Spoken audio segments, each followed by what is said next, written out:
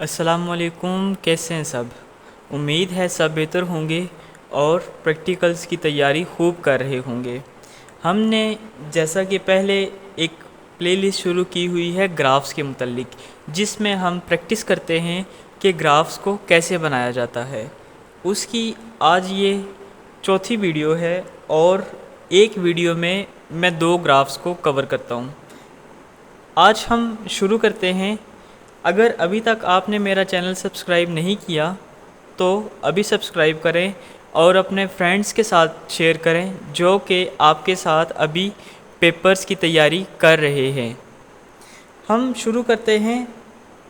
हमने ग्राफ बनाना है कैपेसिटेंस और करंट में।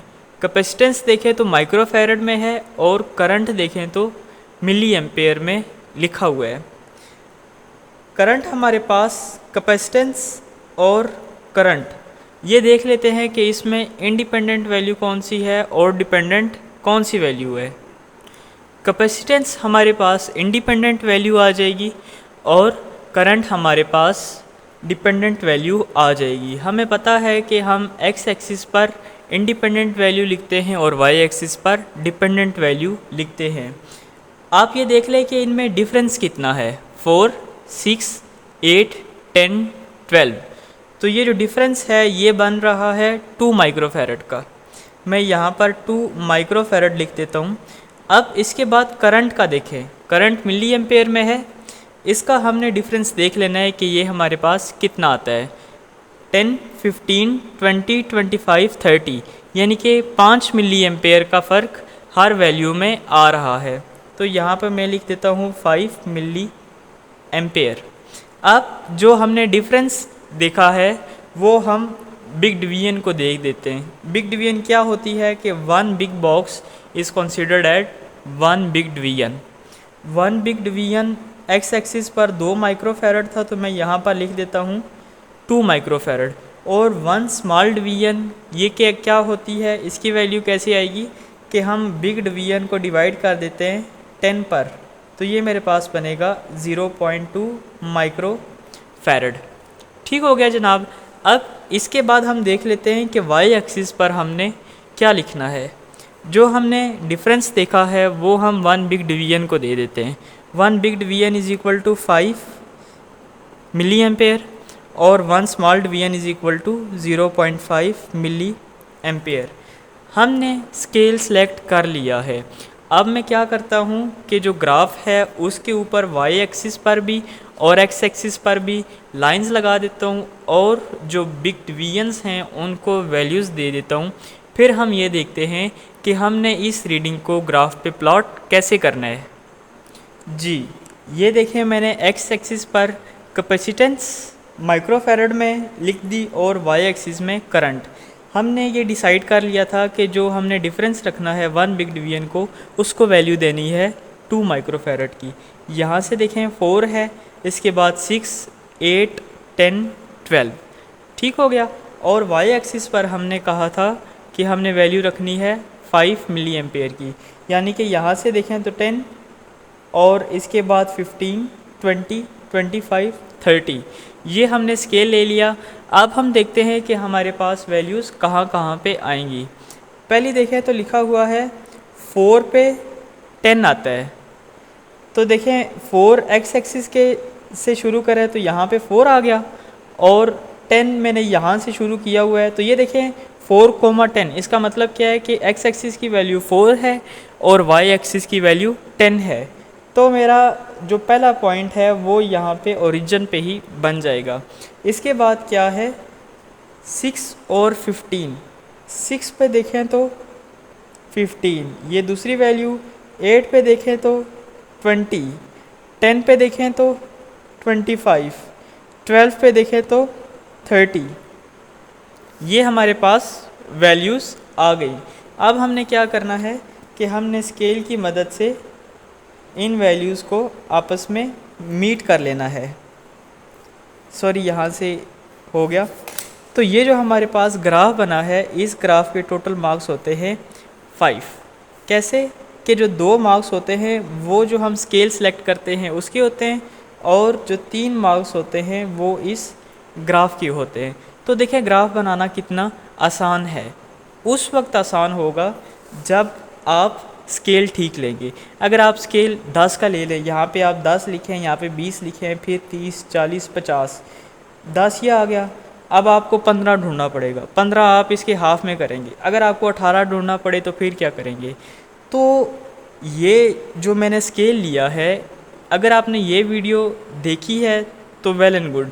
अगर आप इससे थोड़ा सा और आगे देखेंगे तो आपको मैं रिकमेंड ये करता हूँ कि आप पिछली वीडियो देख लें, जिसमें मैंने टिप्स एंड ट्रिक्स बताई हुई हैं ग्राफ को बनाने के लिए। अगर आप एक बार वो देख लेंगे तो आपको फिर ये ग्राफ और ये वीडियो बहुत आसानी से समझ आ जाएगी। तो मैं आपको यही रिकमेंड करता हूँ कि पहले आप जो मैंने अपलोड की हुई है वीडियो ग्राफ के मुतालिक वो देखें, और इसके बाद आप जो हम प्रैक्टिस कर रहे हैं ग्राफ की वो देखें। इससे आपको बहुत आसानी से चीज़ें समझ आ जाएंगी। एक हमने ये ग्राफ कर लिया, अब हम दूसरा ग्राफ बनाते हैं। इसके बाद हम क्वेश्चन नंबर 7 का ही बी पार्ट शुरू करते हैं। देखिए जो ये पेपर होता है, पेपर में जो क्वेश्चन नंबर 7 होता है ये ग्राफ के रिलेटेड होता है। इसमें ए पार्ट और बी पार्ट इनमें से कोई एक करने होते हैं। तो मैं आपको दोनों इसलिए बता रहा हूँ ताकि इसमें देखिए रीडिंग मुख्तलिफ है, इसमें मुख्तलिफ है। अगर आपको कोई रीडिंग इस तरह की आ जाए तो आपको पता हो कि हमने ग्राफ कैसे बनाना है। और इसके जो मार्क्स होते हैं वो 5 मार्क्स होते हैं। हम शुरू करते हैं बी पार्ट, अब इसका करते हैं। इसमें देखें तो हमने जो ग्राफ बनाना है ये 1/d² और आई करंट के दरमियान ग्राफ बनाना है। 1/d हमारे पास इंडिपेंडेंट होगी, मैं यहाँ पर लिख देता हूँ, और आई हमारे पास डिपेंडेंट वैल्यू आएगी। अब हम ये देख लेते हैं कि इनके दरमियान डिफरेंस कितना है। ये देखें 47 मल्टीप्लाई बाय 10⁻⁻⁴, इसके बाद 73 मल्टीप्लाई बाय 10⁻⁻⁴, फिर 99, फिर 125 और फिर 151। आप 73 माइनस 47 करें, आपके पास जवाब आएगा 26। लेकिन साथ देखें क्या है, ये भी 10⁻⁻⁴ है, तो ये भी 10⁻⁻⁴ है।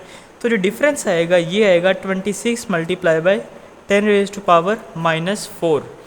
आप 151 और 125 के दरमियान भी डिफरेंस देखेंगे तो ये 26 मल्टीप्लाई बाय 10⁻⁻⁴ बनेगा।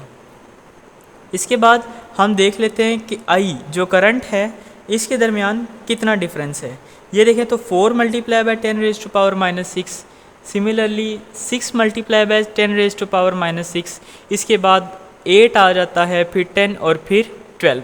इसके दरमियान जो डिफरेंस है वो बनेगा 2 मल्टीप्लाई बाय 10⁻⁻⁶। हम अलॉन्ग एक्स एक्सिस के लिए इंडिपेंडेंट हमने कहा था कि 1/d² है। ये मेरे पास 26 डिफरेंस आया था, तो मैं 1 बिग डिवीजन को ही 26 मल्टीप्लाई बाय 10⁻⁻⁴ वैल्यू दे दूँगा, और 1 स्मॉल डिवीजन की मेरे पास बनेगी 2.6 multiply by 10⁻⁻⁴। Similarly Y axis के लिए 1 बिग डिवीजन 2 मल्टीप्लाई बाय 10⁻⁻�6 और स्मॉल डिवीजन के लिए 0.2 मल्टीप्लाई बाय 10⁻⁻�6। ठीक हो गया जनाब। अब हमने स्केल ले लिया रीडिंग के लिहाज से। अब मैं क्या करता हूँ, दोबारा से एक्स एक्सिस वाई एक्सिस ये प्लॉट कर देता हूँ, और जो बिग स्केल की बिग डिवीजन की वैल्यूज़ लिखी हुई हैं वो मैं लिख देता हूँ, और हम फिर ये देखते हैं कि इस रीडिंग को हम ग्राफ पे प्लॉट कैसे करेंगे। जनाब ये देखें हमने एक्स एक्सिस और वाई एक्सिस पर वैल्यूज़ रख ली।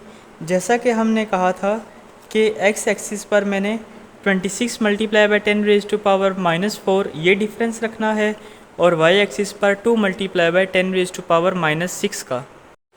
अब हम क्या करते हैं कि जो रीडिंग्स हैं इनको प्लॉट कर लेते हैं। देखें 47 मल्टीप्लाई बाय 10⁻⁻⁴ पर 4 मल्टीप्लाई बाय 10⁻⁻�6 आ रहा था।